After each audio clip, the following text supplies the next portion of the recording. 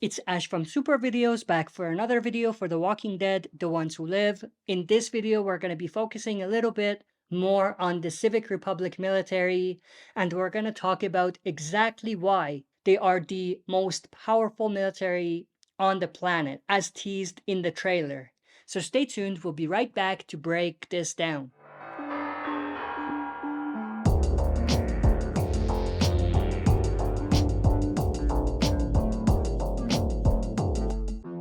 Alright, as always, before we dive into it, smash the like button, subscribe to join our community, and press the bell to be notified when I upload on the channel. With that said, let's dive right into it. So of course, we do know that Major General Beal's army, the CRM, is huge.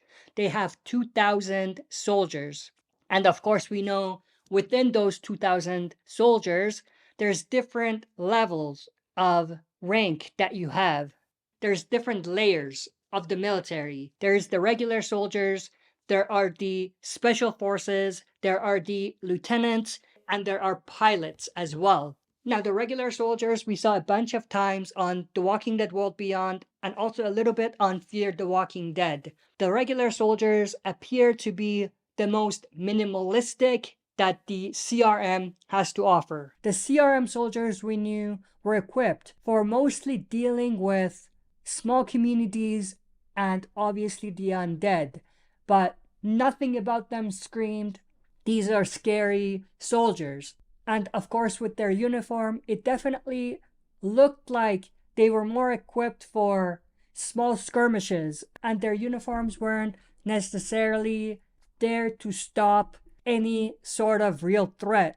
Yes, maybe they could protect the soldiers from close encounters with the dead and stuff like that, maybe even protect them against maybe small knives and stuff like that, but definitely not against large, sharp objects or real threats from the zombies when they're really biting you, or obviously from bullets, because there was nothing shielding them from the bullets. It's clear that they are only about utility and readiness. Their gear was robust, but it was also generic.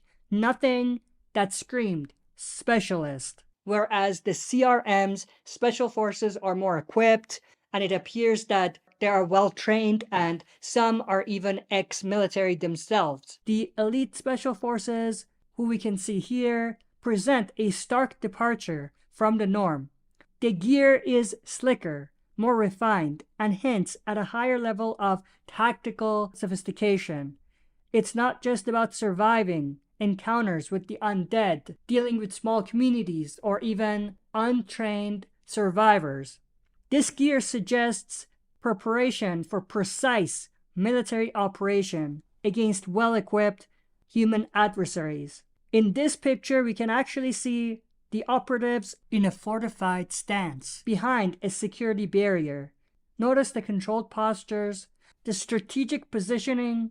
They're not mere foot soldiers. They're a cohesive unit with a clear command structure and an objective in mind. And of course, if we take a close look at this image, which was in the trailer, we can see clearly these are all special forces. Maybe the ones in the front line are more lieutenants, but everyone else is definitely categorized as the elites, not just your regular CRM soldiers. And of course, standing in front of them all is Major General Beal himself. Now, it's unclear whether Rick is going to be a Special Forces CRM officer, a lieutenant, or a regular soldier, but if this image is anything to go by, and if that is Rick who's standing in line at the front, then it makes it likely that he's going to be one of those maybe higher ranking lieutenants for the CRM, much like the role that Jadis had. And of course, we know that these special forces have commanders that run particular factions for themselves.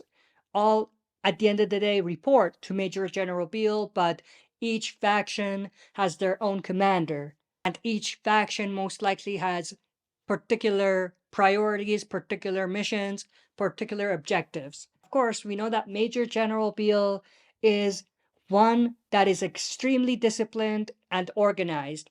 We know that he treats his soldiers like family. At least that's what it looks like to an external person. We know that he's dedicated to his army. We know that he treats his soldiers like they're his own family. Because when one of them dies, he puts on a show for them. He honors the soldiers, which is probably something that's part of him because he's ex military himself. He was a commander pre-apocalypse. He was in Vietnam and different wars, so it's part of him. It's his identity to be that type of leader and commander. But we also know that he has a darker side to him because of the things that we know he ordered to be done to various communities, things that we saw in The Walking Dead World Beyond. Now, aside from Beal and his soldiers, we know that they have a pretty powerful military because they are equipped with a lot of sophisticated equipment. We know they have a lot of extremely sophisticated helicopters that come equipped with explosives. And we know that they don't just have one or two, they have quite a lot of them.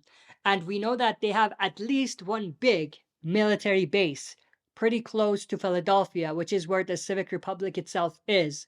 As we can see from this shot that was in the trailer, we can see they have different types of helicopters, which makes it even more interesting. They are definitely a pretty powerful military from a manpower perspective and from an equipment perspective. And if it's true that they have many, many bases, it extends that even further. And of course, we know that they have somewhat of a global network.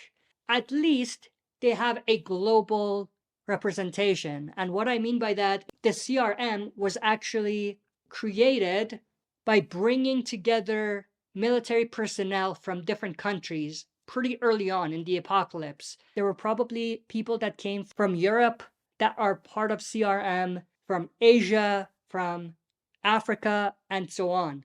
Examples of that are obviously Elizabeth Kublek, who we saw in World Beyond, who was a CRM lieutenant.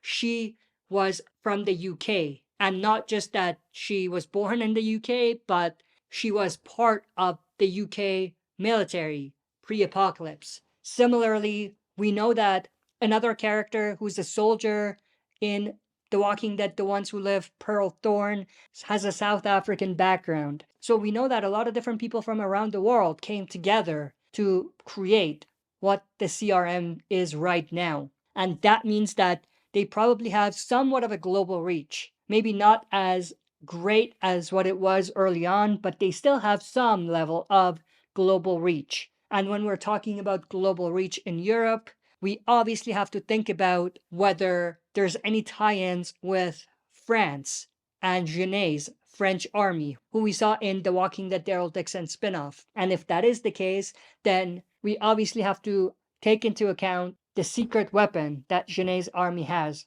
which is the variant walkers.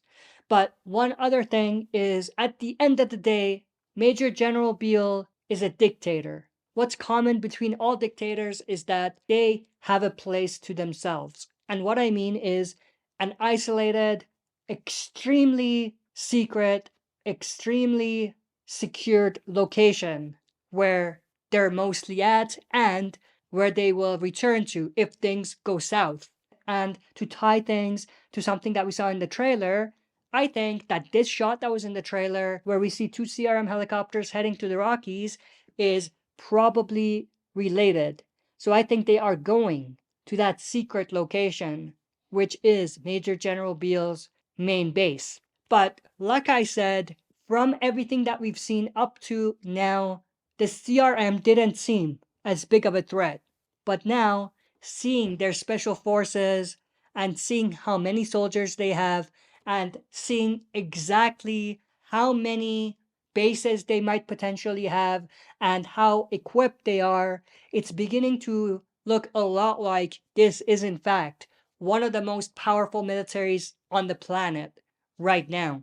And of course, this complicates things when we look at how can they be defeated. Before, we thought maybe a few communities and Commonwealth coming together will help the situation, and they will be able to go against the CRM. But if the CRM is anything close to what we've been anticipating and what's been teased in the trailers, then I think it's going to take something more to bring them down. And I'm definitely super intrigued to see what that something more is. But that's pretty much everything I wanted to go through in this video. I hope you enjoyed. If you did, smash the like button, subscribe to join our community, and press the bell to be notified when I upload on the channel. That's it for this video. See you next time for another super video.